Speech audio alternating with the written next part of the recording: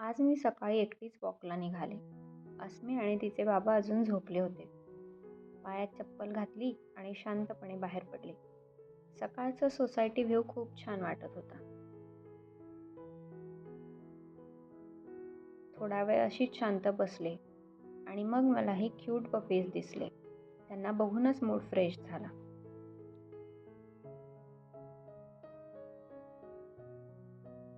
मग जवळच्याच दुकानात जाऊन थोडं सामान घेतलं आणि घरी परत आले. तोपर्यंत अस्मी आणि तिचे बाबा उठले होते.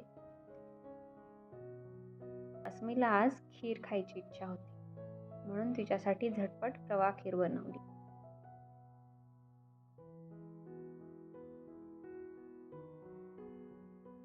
मग मी अस्मीसोबत बसून कॉफी घेतली आणि तिच्या बाबांनी चहा आणि बन खाल्ला. आता आम्ही नवीन मॅट्रेसवर झोपतो, म्हणून जुनी छोटी मॅट्रेस नीट पॅक करून ठेवली. आणि हे आहे अस्मीचं करंट फेवरेट टॉय. त्यात मशीन आणि कार्ड्स आहेत आणि ती खूप वेळ याच्याशी खेळत बसते.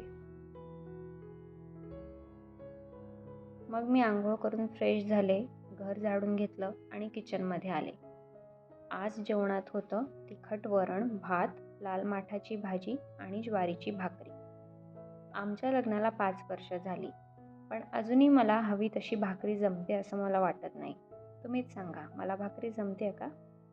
मग आम्ही तिघांनी मिळून जेवण केलं.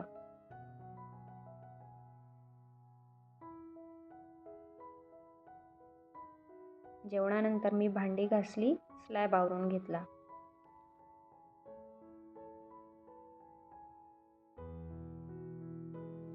अस्मीने आंघोळ केली आणि झोपली.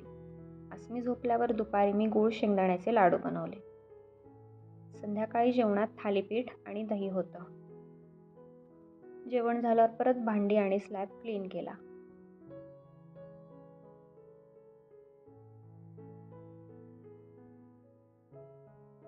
आणि दह्यासाठी विरजण लावलं. अस्मीने आईला हेल्प करत बदाम आणि खजूर भिजवले. घर आता क्लीन आणि शांत झालं होतं.